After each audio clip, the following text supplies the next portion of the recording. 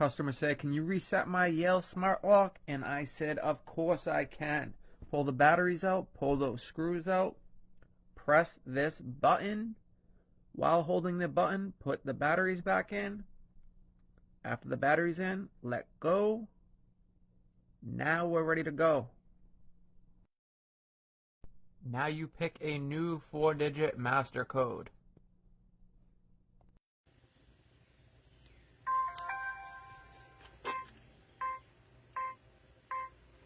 Registered. Factory reset completed. Now we pull these batteries back out.